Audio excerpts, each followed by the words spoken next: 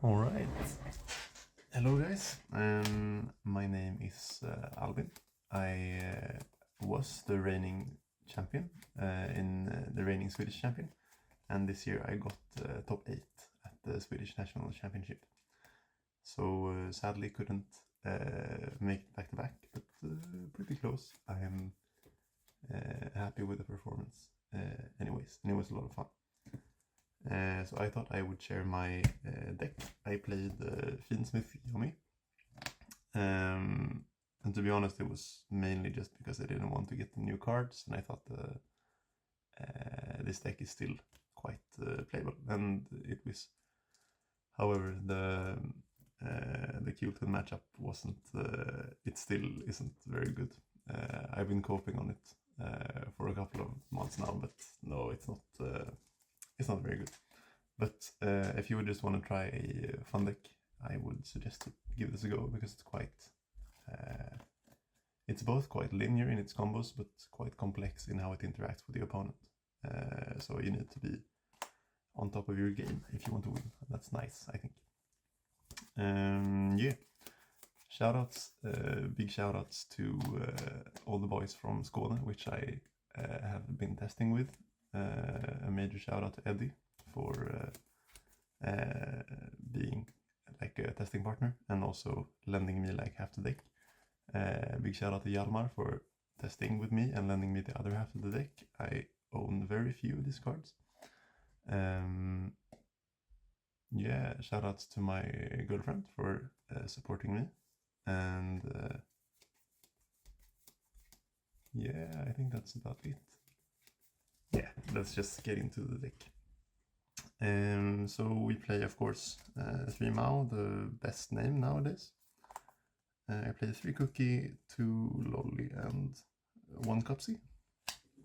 So of course, this is the best name because it doesn't require a normal summon. And I think this is slightly better than this. This is why it's 3-2. And I don't play 3 of this because of course this is Fiendsmith Yummy, and these names, because of course they are full combo, but they are not as high value as some of the other cards, and they are worse into boards, so I chose to play 3-2. Cupsy Wopsy the goat, sadly at 1, but we play 3 more of the Cupsy Wopsy, and then as an additional target to periodize map I played the Gesture Conflict. So this is, in testing it has been quite crazy, because you turn periodize map into a like the best extender the deck can ask for, which is just special summon level 1, no questions asked, no conditions needed to be met. So in theory this card is quite solid. However, I don't know, this tournament I just didn't use it a lot. I just almost always search for a Cupsy with this, so I don't know if I would play this moving forward, but it is a cool option. And I know the list that came top 4 at Germanats played the Dotscaper. I think that's cool. I think it's obviously that's a 1-card combo and this is not.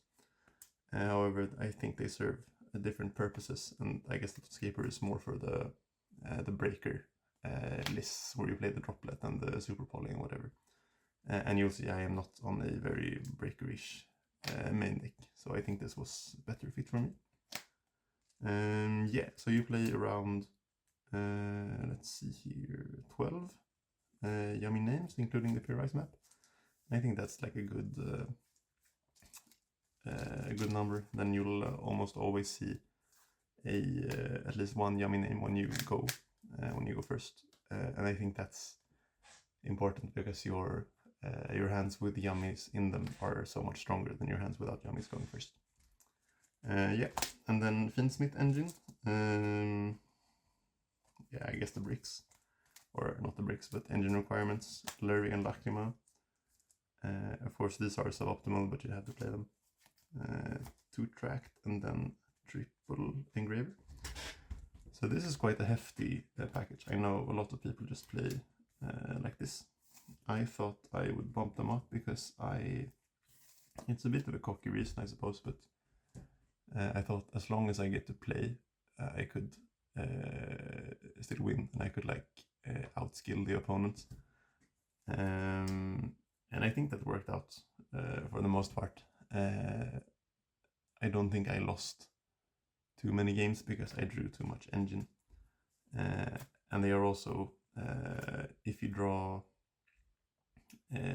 two Fiendsmith parts together, at least one of them being tracked or engraver, it's quite a good and quite a weird push into boards, because you just you go tracked and then you go lurry, and then tracked in the graveyard is like Fusion Lacrima with the light fiend you have in hand plus the lurry, and it's a bit of a weird because people don't really see it coming, and they don't know how to interact with it properly, and then you just get quite a lot of value when you haven't committed your normal summon, you haven't committed your engraver rest from the graveyard. Yeah, so I think it's fine.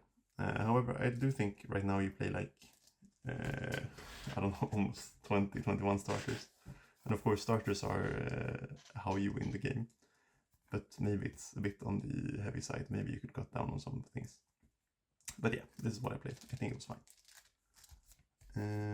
The last starter we played the one drones. Of course you gotta play the Camellia now that it's finally out, and that's a very good card. So you need to play the drones. I don't play any engages or anything like that because I play Purge, and I do not like the conflicting interests of Purge. Yeah, so that's the engine. I think it's like almost 21 maybe. Yeah, so you play 21 pseudo, I guess 20 pure starters and one gesture conflict. So you will not brick with this deck. I never bricked. However, as I said, there's such a thing as too much consistency, so maybe I should trim it down a bit. But hey, it's fine. Oh, another thing about the Fiendsmith cards is that if you draw going first, even though they are like kind of redundant sometimes, you can use them they add to your end board, because if you draw too many, you can make Caesar and Desiree, and sometimes Caesar with like a targeting protection from the Riperdocus, making it light. So because they add to your end board, I don't think they're as redundant as they could have been if they were like other yummy starters, because they don't typically add that much to your end board. Yeah, so I think it's fine. And going second, as I said, it's a weird push that doesn't require a normal summon, so that's kind of nice. Non-engine, 3 Fua, 3 Ash, 3 Purge, 2 Droll, 2 Ghost Ogre, 2 Bell, 1 Callby. So we are on, I think it's 16 non-engine, which is surprisingly it's like on the low end for a yummy deck. But as I said, I just wanted to be able to play the game, and then hopefully I could win some rounds in Swiss just off of being able to play the game and being a bit better at the game than my opponent. I think that worked out. So self-explanatory, all of these hits Charmies. You can, in this deck, if you don't get fooled yourself, you can use this as a body going first, so it's not dead as in Q2. So I think you should always max this out in Yummy. Purge, it's a I think this is the version of the Yummy deck that this conflicts the least with, because all of your Fiendsmith engine still works except for Caesar, but that's you can work around that. However, the not being able to use drones, or not being able to use Kagari or like SP kind of hurts sometimes, but this card is good enough that you need to play it. I could see you playing it at 2 because it isn't really, you don't want to play too many 3-ofs. but I think it's fine. Callby was goated, still is the goat. And then 2 Bell, 2 Ogre, 2 Draw. This was like the next best hand trap. Next best generic hand trap. It was fine. This card was very good. It overperformed. I played like 3 Doomseas, and this card is very good against Doomsea, especially if you have it combined with other hand traps or like other disruptions. So this card was very good. This card, in theory, it's very, very solid, because it can be a very high impact hand trap going second. It can high roll some kill tune opponents, which I did not during this tournament, but that's fine. But it's also a somewhat of a FUA check when you go first, because if you draw just your like yummy starters and you have this and you get FUA, depending on what your hand is, you can either just make Snatchy and then draw yourself, so they get 1 draw, and then you pivot into Fiendsmith plays, and that's quite solid. Or you can also give them, I guess it's 3 draws, where you go like Snatchy, Gups, Yummy Way, and then you draw them on the next draw they get, and then that means you get your full Yummy engine rolling, and you have surprise, and then you go into Fiendsmith. And there's a nice play you can do where you go Snatchy, and then you make Cupsy Synchro, and you go Cupsy Synchro chaining 1, and then if they ash it, you go tag out, and then you roll yourself, so they only get 2 draws, and you check for their ash. So I think that's fine.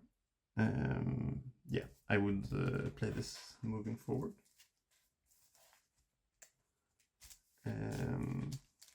Yeah, and that's the good parts of the deck, and then you play the 3 bricks. You need to play this. This is not negotiable. I don't think, I was thinking of maining the trap, but I think the allure of playing Fiendsmith in the deck is that your deck should be strong enough going first that you don't need the trap. So I did not main the trap, even though I think it's a very good card. I side it, and I think that's fine. And yeah, you need to play these 3. They are, can be like, these 2 are almost always fine to draw into boards. This is just a -1, but yeah, you have to play it. So that's the main deck, and then the extra deck, we play for the Fiendsmith, Caesar, Sequence, Reprodocus, Desiree, Requiem, Lacrima. Yeah, so you play, I don't know, kind of a small Fiendsmith package. You don't need Necroquip. It's nice to have. It gives you an extra draw sometimes to make your lines a bit less awkward. But you can manage around it. I think it's either this is like the flex spot, this or Typhon. I chose this because if you purge, you can't make Caesar, and then it's like very awkward to do anything with your Fiendsmith cards if you can't kill them.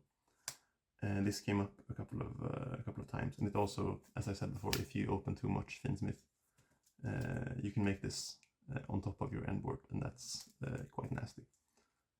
Yeah, this card is very, very good. It's part of the weird push when you go second. Yeah, that's about it.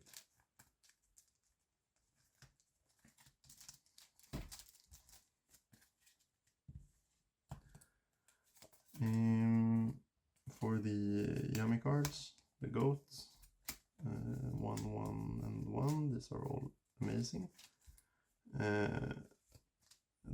This card is insane in yummy. It's like yeah, it's your second Snatchy. This is crazy. There's I'm sure you know this by now, but there's a very nice play where you always make this in your combo, and then you leave it in your grave, and then because everyone plays Fallen and Virtues right now, you always have, as long as you have Snatchy plus 2 level 1 bodies, you always have a weight dodge FNV on your Snatchy. And people often forget that this is in the grave, so you just go Snatchy, they chain FNV, or they go Ogre or whatever, and then you chain this from your graveyard, tributing a level 1, And then even though this leaves the field, you still have a Yummy level 1 left, and Inkaribo, which you can synchro with. So that's a very nice play, and this also like protects you from battle. It's a great card. Amazing. And then the Striker, I did not make this that much, because you often open a Yummy and then you don't need this, but I think you still need to play it, especially because I play Bystios on the side, so you need to convert them into something, and these are just insane. SP Almirage, I don't think this is negotiable. I think you need to play it when you play hand traps. SP is a good card. You don't need IP, because you often can't even make it on your end board because you have too many links. Side deck. Bystials, these are very good in the format. I wish I could main this, but I don't have any dragon target, and I don't think this is good enough to main. But I really like them, and especially because you have the Camellia, so you can convert this into engine. 1 talent, and the other going first cards. I was maining this for a long time. I think it's very fine to main deck, but I thought I needed more hand traps instead, so I took it out, and I don't regret that decision. I think it's fine in the side deck as well. These two are pretty good. Stop War Breakers. This is a very nice card. Just get your engine rolling, or not get your engine rolling, but you get like an extra disruption through your engine, and it's a very high value disruption, I find, in a lot of matchups, since it doesn't target. Yeah, so I really like this in the side deck. And then we play 3 Kaijus. This overperformed a lot. I faced 3 Doomsday and 1 Sky Striker, and these are very good in those matchups. Yeah, I think they're not as good against Qtoon as I hoped. I think maybe I didn't really test that matchup out as much as I wanted to, because since they see your hand, they always know you have a breaker, and then they play around it accordingly. And these cards can be played around, except in contrast to something like Super Poly. But against Doomsday and Sky Striker, they are amazing.